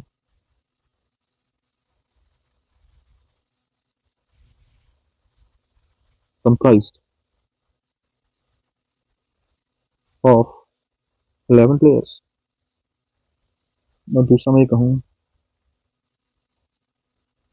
11 players are comprised of this team। अब जरा ध्यान से देखना, ये सेंटेंस वर्ब की सेकंड फॉर्म लिखी है ना? ये सेंटेंस वर्ब की कौन सी फॉर्म लिखी है? या सेकंड फॉर्म छोड़ो, फर्स्ट की कर लो। पूछो क्यों? क्योंकि नीचे वाला फर्स्ट के हिसाब से बना है ना। This team comprises of 11 players, ये टीम 11 प्लेयर्स से बनी, वर्ब की सेकंड फॉर्म लिखी है। पैसिव वॉइस तो है नहीं, कैसा वॉइस है, फर्स्ट फॉर्म लिखी है फिलहाल तो क्या है, एक्टिव वॉइस है। और मैं ऊपर बता चुका हूँ एक्टिव वॉइस में कंप्राइज के साथ ऑफ नहीं आता है। क्यों नहीं आता है? क्योंकि ये ट्रांजिटिव वर्ब। आप कहोगे सर ऐसा मैं तो नहीं मानता, खाओ माँ कसम, है ना वही बात। हमारे जेवलिन थ्रोअर वाली, ठीक है। अब समस्या ये है कि आप पता कर लो ना मेरे कहने से क्या होगा। कंप्राइजेस क्या है? ट्रांजिटिव वर्ब है। कैसे पता करते हैं? व्हाट का रिप्लाई होम का रिप्लाई करें। दिस टीम कंप्राइजेस, मैंने कहा ये टीम जो है मिलकर बनी है ना। मैं पूछूं किससे मिलकर बनी है ना, तो आप कहोगे 11 प्लेयर से। किससे मिलकर बनी है? 11 प्लेयर से। तो कंप्राइज जो है वो ट्रांजिटिव होती है, और अगर ट्रांजिटिव होती है तो कंप्राइज के साथ ऑफ की कोई जरूरत नहीं है। लेकिन एक चीज आपको सीखनी पड़ेगी, पूछो क्या। अगर मैं चाहूँ तो कंप्राइज को चेंज कर सकता हूँ कंसिस्ट। आप ऐसे लिखो ना, दिस टीम। बोले सर मैं तो ऑफ हटाना चाहता, मैं तो लगाऊंगा ऑफ जरूर, मेरा दोस्त है ऑफ। मैंने कहा ठीक है यार, तो कंप्राइज की जगह क्या लिख सकते हो? कंसिस्ट ऑफ, समझ रहे हो, कंसिस्ट ऑफ 11 प्लेयर्स। कैसे जरा देखो भाई, कंप्राइज होती है ट्रांजिटिव वर्ब तो डायरेक्ट अपना ऑब्जेक्ट पकड़ती है। कंसिस्ट होती है इंट्रांजिटिव वर्ब, अगर ये इंट्रांजिटिव है तो ये तो ऑब्जेक्ट लेने चाहिए। अगर ये ऑब्जेक्ट नहीं लेगी तो अपने साथ क्या रख लेती है? ऑफ रख लेती है ना। ये कैसी वर्ब है? इंट्रांजिटिव। तो ये जो 11 प्लेयर्स हैं ये ऑब्जेक्ट तो बनेंगे, लेकिन वर्ब इंट्रांजिटिव है तो इसका ऑब्जेक्ट तो बन नहीं सकते। किसका बन जाएंगे? ये ऑफ का बन जाएंगे। किसका ऑब्जेक्ट बन जाएंगे? ये ऑफ का बन जाएंगे, ठीक है। तो this team consist of 11 players, ये सेंटेंस भी ठीक है। अगर कंप्राइज लिखना है तो ऑफ हटा लो, और ऑफ लिखना है तो कंसिस्ट लिख लो। ये रही दो बात। दूसरी बात, अगर मैं इस सेंटेंस का पैसिव बनाऊं तो देखो जरा, मैंने सेंटेंस का पैसिव बनाया है ना। 11 प्लेयर्स इज या आर, वर्ब की फर्स्ट फॉर्म का चेंज करा, is am are plus verb की थर्ड फॉर्म में। 11 players are comprise of this team. अब तुम अगर समझदार हो तो तुम्हें ये बात समझ में आ जाएगी कि सेंटेंस इज एम आर के साथ थर्ड फॉर्म लिखी है, पैसिव वॉइस में है। पैसिव वॉइस में है तो फिर आप इसका यूज करोगे, और का यूज है, ऑफ का यूज कर लोगे। ऑफ बिल्कुल सही है, पैसिव वॉइस में ऑफ का यूज सही है। तो ये दो बातें मैंने आपको बताई, ध्यान रखने की है, ठीक है। तीनों को लेकर याद रखना, कंटेन हो गया, कंप्राइज हो गया, कंटेन हो गया, कंसिस्ट हो गया, किसी चीज से मिलकर बना हो ना। आईएनजी फॉर्म में आते नहीं है, स्टेट को दिखाते हैं। कंप्राइज कंसिस्ट से लेकर दो नियम बड़े इंपॉर्टेंट है जो मैंने आपको लिखवा दिए हैं, ध्यान रखने वाली चीज है। इसमें इतना ही था, कंटेन कंप्राइज में, इसमें कोई दिक्कत की बात है नहीं। और इसके अलावा मैं आपको क्या बता सकता हूँ और देखो लुक के बारे में, देखो ये बड़ा पूछता है पेपर में। एक बात ध्यान रखना, पूछो क्या। लुक मिल जाए कहीं, सीन मिल जाए कहीं, कहीं अपीयर मिल जाए, ठीक है। लुक का मतलब होता है दिखना, सीन का मतलब भी क्या होता है? प्रतीत होना, आपको लग रहा है कुछ। अपीयर का मतलब भी दिखना, प्रकट होना होता है। मैंने बताया ये तो पहले आपको, ठीक है। ये तीनों चीजें हैं, तीनों चीजें जो हैं, लुक, सीन और अपीयर, तीनों के तीनों लिंकिंग वर्ब होती हैं। ध्यान रखना, देखने में कुछ भी लगे तुम्हें, तीनों के तीनों क्या है? लिंकिंग वर्ब है। और अगर ये लिंकिंग वर्ब है तो ध्यान रखना, इनकी कभी आईएनजी फॉर्म नहीं बनेगी। लिंकिंग वर्ब की कभी आईएनजी फॉर्म नहीं बनती, या बन जाती है, लिंकिंग वर्ब की कभी आईएनजी फॉर्म नहीं बनती। याद करने की चीज है, एक बात तो रही है। जैसे लुक माने दिखना, लुक माने दिखना होता है ना। तो लुक से रिलेटेड कुछ फ्रेजल वर्ब भी हमारे पास बनती हैं। जैसे लुक के साथ कई बार एट आ जाता है, ठीक है। लुक के साथ क्या आ जाता है? कई बार इनटू आ जाता है। लुक के साथ कई बार क्या आ जाता है? आफ्टर आ जाता है। और लुक के साथ कई बार क्या आ जाता है? अप टू आ जाता है। कई बार लुक के साथ फोर आ जाता है। कई बार लुक के साथ अप आ जाता है। तो ये कुछ चीजें हैं जो लुक के साथ कई बार फ्रेजल वर्ब यूज हो जाती हैं, इनको फ्रेजल वर्ब बोलते हैं, ठीक है। कि वर्ब प्रपोजिशन के साथ मिलकर कुछ अलग ही मीनिंग रखे तो वो फ्रेजल वर्ब एक तरीके से समान है। वर्ब प्लस प्रपोजिशन मिलकर फ्रेजल वर्ब। मैं आपसे पूछूंगी क्या है, जरा देखो मैं बता देता हूँ। वर्ब प्लस प्रपोजिशन और मिलके कोई तीसरा मीनिंग अगर ये रखे है ना, कुछ अलग मीनिंग निकाल दें, तो उनको क्या बोलते हैं? फ्रेजल वर्ब बोला जाता है। आपने सबने सुना होगा फ्रेजल वर्ब के क्वेश्चन आते हैं बड़े सारे। हाँ, तो धीरे धीरे हम सेंटेंस में क्लास के बीच में ये सब चीजें कर लेंगे, टेंशन ना लो, है ना। देखो लुक एट, मैं आपको एक बात बताता हूँ, दिखना होता है लुक, और देखना होता है लुक एट। जैसे मैं कहता हूँ लुक एट द मिरर, भाई शीशे की तरफ देखो, है ना। शीशे की तरफ देखो, ठीक है। दिखना होगा लुक, दिखना क्या होगा? लुक। देखना होगा look at. Look into, look into होता है इन्वेस्टिगेट करना। लुक इनटू क्या होगा? इन्वेस्टिगेट करना। लुक आफ्टर होता है देखभाल करना।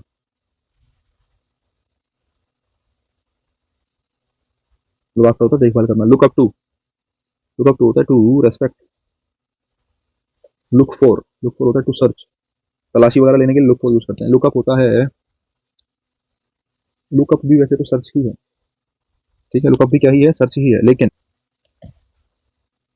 किसी बुक वगैरह में से कुछ ढूंढ रहे हो तुम, ठीक है, टू सर्च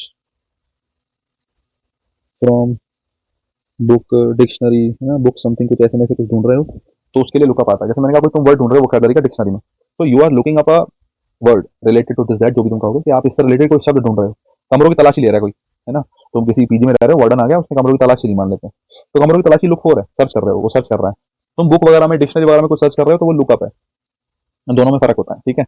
तो ये कुछ ऐसे वर्ब एंड लुक वाली, तो एक तो हालांकि दो चीजें ध्यान रखना यहाँ से, जैसे ये दोनों आपने ले ली, दोनों से आपको ये समझ में आएगा कि दिखना लुक होता है, जो कि लिंकिंग वर्ब है, ठीक है साहब। दिखना और देखना, देखना होता है लुक एट, देखना क्या होता है, लुक एट, जो कि कैसी वर्ब है, जो कि एक्शन वर्ब है ना, दोनों में फर्क है, ध्यान रखने की बात है। कुछ फ्रेजल वर्ब मैंने लिखवाई है, इन सबका ध्यान रखना, सेंटेंसेस में यूज होती हैं, कई बार वो आपको दे देगा look at, look into, look after, look up to option में, और आप कंफ्यूज हो जाओगे ये क्या है, तो ये थोड़ा वोकैबुलरी का सेक्शन है, आप ध्यान रख सकते हो, लेकिन ये मैंने यहाँ जो करा दिया, क्योंकि मैंने लुक की बात करी थी तो मेरे दिमाग में आया, मैं ही करा देता हूँ, ठीक है। फ्रेजल वर्ब किसको कहते हैं, अगर वर्ब के साथ प्रपोजिशन लगा देते हैं तो वो क्या बन जाती है, फ्रेजल वर्ब बन जाती है, ठीक है। देखो जरा, अब मैं कुछ बातें कर लेता हूँ काम काम की, कुछ वर्ब लिखता हूँ मैं आपके सामने, जैसे लुक, मैंने भी लिखी है ना, लुक, सीन, अपीयर, मैंने तीनों पढ़ा दी, हैव, पॉजेस, ऑन, ठीक है। इसके बाद लिखो think, believe, consider, contain, comprise, consist. इसके बाद लिखो सी, फील, स्मेल, टेस्ट, हियर, ये कुछ पेयर हैं। लुक, सीम, अपीयर, तीनों दिखा दिए, तीनों की एनजी फॉर्म नहीं बनती, बता दिया, तीनों के तीनों लिंकिंग वर्ब की तरह बिहेव करते हैं। हैव, पॉजेस, ऑन, तीनों के तीनों एक जैसे हैं, तीनों में से किसी की एनजी फॉर्म नहीं बनती जब तक ये अधिकार को दिखा रहे हैं, किसी चीज का अधिकार है तो आईएनजी फॉर्म नहीं बनेगी।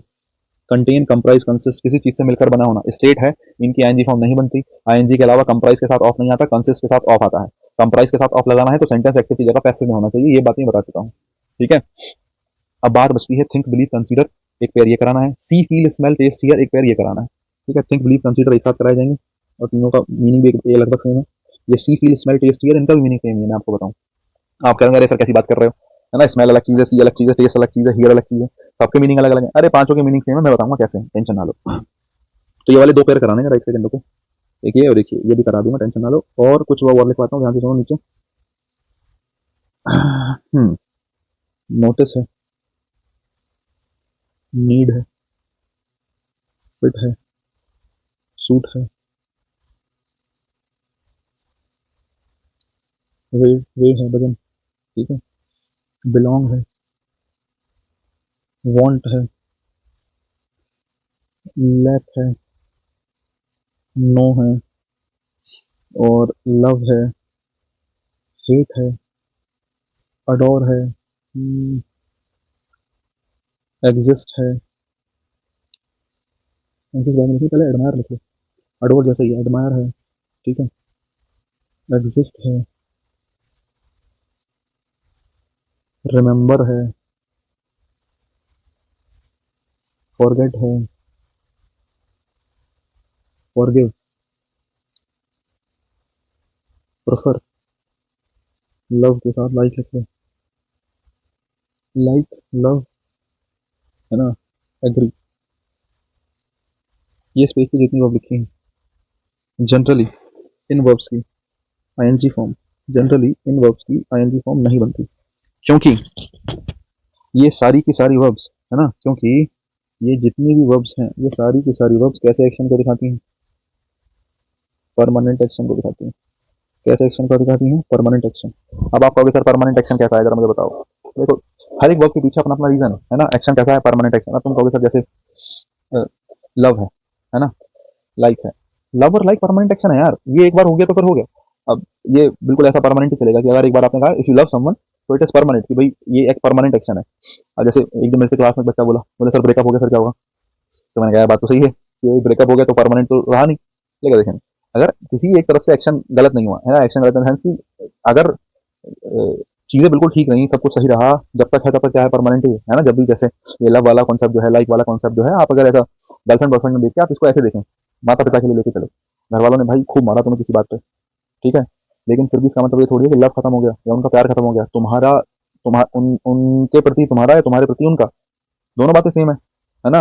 चाहे वो तुम्हें मार लें पीट लें, है तो माँ बाप ही, और रहेंगे भाई, लव परमानेंट रहेगा, लाइफ परमानेंट रहेगा। या तुम किसी को घृणा करते हो, है ना, जब तक पैचअप ना हो जाए, जब तक चीजें ठीक ना हो जाए, तब तक घृणा ही करोगे। या तो दोनों तरफ से कोई ना कोई एक्शन हो कि भाई सॉरी सॉरी सॉरी तो हो गया, वरना हेट भी एक परमानेंट एक्शन है। If you don't like someone, if you hate someone, then you hate someone. ये एक परमानेंट एक्शन है। किसी को अडोर करना, ठीक है, नहीं, किसी को एडमायर करना, किसी की प्रशंसा कर रहे हो, तो ये कैसा एक्शन है? किसी की प्रशंसा करना, ये जनरली परमानेंट एक्शन होते हैं, है ना। किसी की प्रशंसा तुम कर रहे हो, किसी को एडमायर कर रहे हो, यार बड़ी अच्छी बात है, तुम तो बड़े सुंदर लगते हो, ये है वो है, तो it's kind of a permanent action. तो ये जो भी एक्शन होंगे परमानेंट होंगे। अच्छा, इसके बाद जैसे वजन है, वे कोई चीज है 700-800 ग्राम की, मैंने कहा 1 किलो की कोई चीज है, 1 किलो चीनी है, यार 1 साल बाद भी वो 1 किलो रहेगी, ऐसे थोड़ी 1 किलो चीनी कम हो जाएगी या कुछ और हो गया, है ना। वो 1 किलो है तो 1 किलो है ही। कोई चीज फिट है ना, कोई चीज फिट है। बोले सर मेरी जीन्स बड़ी फिट आती है वाली, मैंने कहा यार अच्छी बात है तुम्हें फिट आ रही है। बोले अगले साल तो मोटे हो गए, भाई मोटे तुम हो गए वो चीज है, लेकिन जीन्स की फिटिंग सेम ही है, जैसी जीन्स है जैसी है वैसी की वैसी रहेगी। तुम्हें किसी चीज की नीड है बहुत जेन्युइन, अब उल्टी सीधी चीज की नीड नहीं कि भाई तुमने कहा कि अरे मुझे तो यार एक फोन चाहिए था एप्पल, है ना, मुझे एप्पल आईफोन 20 तुम कुछ मांग लो कि भाई ये चाहिए मुझे, तो वो तो बेकार की बात हो गई। लेकिन नीड जो बेसिक नीड है, खाना चाहिए, भूख लग रही है, वो ऐसा थोड़ी कुछ देर बाद मिट जाएगी। भूख है तो है, वो नीड आवश्यकता है किसी चीज की तो है, ठीक है। नोटिस हो गया, ऐसी बिलोंग हो गया, कोई चीज तुमसे बिलोंग करती है ना। This village belongs to me, ये गांव मेरा है, तुम्हारा ही रहेगा पूरा जीवन भर, चाहे तुम वहां से चले जाओ चाहे तुम वहीं रहो। वांट, तुम्हें कोई चीज चाहिए, वही वांट, वही वाली बात हो गई नीड वाली। लैक, किसी चीज की कमी होना, माना कि भाई बारात में कुछ 400 लोगों का खाना था, 450 लोग आ गए, वो अगर वो कमी पड़ गई तो वो कमी पड़ गई, तुम उसमें कुछ नहीं कर सकते कि तुम कह दो कि ना ये पूरा पड़ जाएगा। लैक मतलब कमी, कमी जानना, अरे बड़े सवाल बनते हैं भाई नो के ऊपर। If you know someone then you should know someone, तुम किसी को एक बार जान गए तो वो जानना परमानेंट है। जैसे मैंने तुम्हें पढ़ाया, तुम्हें याद रहेगा कि यार ये एक आदमी ने इंग्लिश पढ़ाई थी हमें, और ऐसे ऐसे बात है ना। हो सकता है कि तुम मेरे को 1, 1.5, 2 साल बाद भूल जाए, तुम्हारी नौकरी वोकरी लग जाए, लेकिन हाँ कभी मैं तुमसे मिलूं और तुम्हें मिलकर बताऊं कि यार मैं ऐसे ऐसे ये व्यक्ति हूँ और मैंने आपको इंग्लिश पढ़ाई थी, तो भले से 2 मिनट बाद तुम्हें याद है, लेकिन तुम्हें याद आ जाएगा, क्योंकि नो एक परमानेंट एक्शन है, जानना एक परमानेंट एक्शन है। किसी का इस धरती पे एग्जिस्ट करना परमानेंट एक्शन है। अब बोले सर मर जाएगा, अरे वो चीज अलग है, लेकिन एग्जिस्ट करना, जैसे प्लांट्स हैं एग्जिस्ट करते हैं, बोले हाँ करते हैं, खत्म थोड़ी हो जाएंगे। प्लांट्स हैं लगे रहेंगे हमेशा, एग्जिस्ट करते हैं भाई, बिल्कुल सही बात है। तो ये हो गई बात। रिमेंबर और फॉरगेट, किसी चीज का याद कर, किसी चीज का याद रहना, किसी चीज को भूल जाना, है ना, परमानेंट एक्शन माने जाते हैं। किसी को माफ कर देना, फॉरगिव, ठीक है। प्रेफर करना, किसी एक चीज को किसी दूसरी चीज से प्रेफर करना, जैसे मैं कहता हूँ I prefer tea to coffee, I prefer tea to coffee, की भाई मैं चाय प्रेफर करता हूँ कॉफी के कंपेरिजन में। तो यहाँ से एक बात तो ये है कि प्रेफरेंस दिखाने के लिए प्रेफर यूज कर रहे हैं, प्रेफर के साथ टू आता है, दूसरी बात ये है।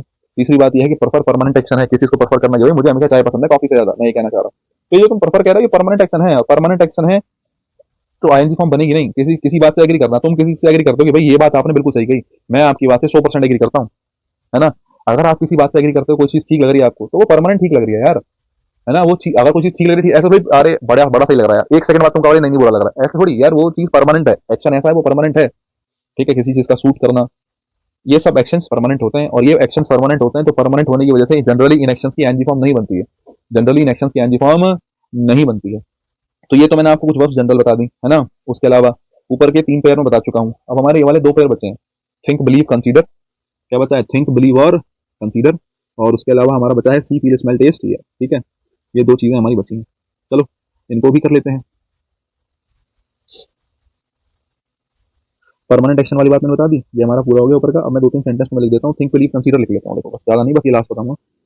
अगर कहीं थिंक लिखा है, कहीं बिलीव लिखा है, कहीं कंसीडर लिखा है ना, ये बेसिकली मेंटल स्टेट्स होती हैं। क्या होती हैं? मेंटल स्टेट है तुम्हारे दिमाग में। तुम्हारे दिमाग को लगता है तुम किसी चीज को सोच रहे हो, है ना। देखो थिंक जो है वो सोचना नहीं होता, थिंक माने लगना होता है, ध्यान रखना है, ठीक है। नहीं, थिंक माने क्या होता है, थिंक माने लगना होता है, ठीक है। तुम्हें लगता है, आई थिंक, मुझे लगता है, I think you are right, मुझे लगता है तुम ठीक हो, है ना, मुझे लगता है तुम सही कह रहे हो, तो है ना। थिंक का मतलब सोचने से नहीं है, अभी तुम सोच रहे हो, ठीक है। सोचना जो होता है थिंक अबाउट होता है, दोनों में फर्क है, अगर तुम्हें ना पता होता है। थिंक मतलब होता है लगना, तुम्हें कुछ लगता है, तुम कह रहे हो, बोले सर सोचना तो टेम्परेरी है, बोले मुझे पता है सर, मैं सोच रहा हूँ अभी ये सोच रहा हूँ, कुछ देर बाद कुछ और सोचूंगा, मैंने कहा बिल्कुल सही कह रहा है यार, तुमने तो गलत बात कही नहीं। लेकिन जो सोचना होता है वो थिंक अबाउट होता है, जो सोचना होता है वो क्या होता है, थिंक अबाउट होता है। किसी चीज का लगना, तुम्हें ऐसा लगता है तो तुम्हें ऐसा लगता है, तुम्हें लगता है कि मैं जो हूँ गवर्नमेंट जॉब ले लूंगा, तुम्हें लगता है, तुम्हारा लगना है, ये बिल्कुल सही बात है, परमानेंट एक्शन है और इसको मेहनत करके अचीव करना है। लेकिन तुम सोच रहे हो कि अरे मैं ऐसे कर दूंगा, मैं वैसे कर दूंगा, कर कुछ नहीं रहे हो, तो नुकसान की बात है, ठीक है। तो थिंक बिलीव कंसीडर, किसी को कंसीडर करना, किसी को बिलीव करना, किसी को थिंक करना, ये तीनों के तीनों मेंटल स्टेट्स हैं, आपके दिमाग की स्टेट्स हैं, और मेंटल स्टेट्स जो है परमानेंट एक्शन है, टेम्परेरी नहीं है। तो एक और दूसरी चीज याद रखना, अगर तुम सोच रहे हो थिंक का मतलब सोचना होता है, सोचना टेम्परेरी एक्शन है, बिल्कुल सही बात है, सोचना टेम्परेरी एक्शन है, लेकिन सोचना की इंग्लिश थिंक नहीं होती, सोचने की इंग्लिश होती है थिंक अबाउट, दोनों में फर्क है। अगर बात समझ में आ गई तो मैं 2 एग्जांपल दे देता हूँ। क्या, ही थिंक्स हिमसेल्फ, वाइज, ये सेंटेंस पहले भी कराया था एज के साथ में, याद हो तुम्हें तो। और मैं आपसे कहता हूँ व्हाट आर यू थिंकिंग। जरा बताना पहला सेंटेंस। मैंने कहा ही थिंक्स, उसको लगता है कि वो बुद्धिमान है। थिंक्स वर्ब की फर्स्ट फॉर्म है, आईएनजी फॉर्म इसकी बन नहीं सकती, ध्यान रखना, क्योंकि ये परमानेंट एक्शन है, मेंटल स्टेट है। और भाई वर्ब की फर्स्ट फॉर्म आई है, सेंटेंस बिल्कुल ठीक है। यहाँ थिंक्स का मतलब लगने से है, मैं बता चुका हूँ। व्हाट आर यू थिंकिंग, मैंने कहा तुम क्या सोच रहे हो, भी बताओ यार, क्या सोच रहे हो, क्या चल रहा है तुम्हारे दिमाग में। तो यहाँ पर थिंक का मतलब सोचने से है। थिंक का मतलब किससे है, सोचने से। और मैंने बताया सोचना थिंक नहीं, क्या होता है थिंक अबाउट। थिंक अबाउट, ये आ गया question mark. What are you thinking about, तुम क्या सोच रहे हो। ठीक है, अब देखो समझदार तुम होंगे तो यू सब्जेक्ट है, आर हेल्पिंग वर्ब है, थिंक मेन वर्ब है, अबाउट प्रपोजिशन है, और इस अबाउट प्रपोजिशन का ऑब्जेक्ट कौन है, व्हाट है। मैंने बताया था व्हाट जो है वो क्या बनता है, सब्जेक्ट या ऑब्जेक्ट बनता है। यू सब्जेक्ट है तो व्हाट ऑब्जेक्ट बनेगा। व्हाट ऑब्जेक्ट किसका बनेगा, मैंने कहा प्रपोजिशन आएगी तो 100% क्या लेगी, ऑब्जेक्ट लेगी। तो इस अबाउट का ऑब्जेक्ट कौन बन जाएगा, व्हाट बन जाएगा। एक रही ये बात। तो think believe consider mental states होती हैं, ये मैं आपको बताना चाह रहा हूँ। इसके बाद मुझे ये वाली चीजें बतानी है, बस केवल ये वाला पे सी फील स्मेल टेस्ट हियर, ये बात हम करनी है ना। उसके बाद ये वाला, ये जो पोर्शन है वर्ब वाला कि ये परमानेंट वर्ब्स होती हैं, इनके साथ हमेशा मतलब इनकी एनजी फॉर्म नहीं बनती, ये वाला कॉन्सेप्ट पूरा हो जाएगा। केवल ये वाली बात हमारी रह गई करने से, ठीक है।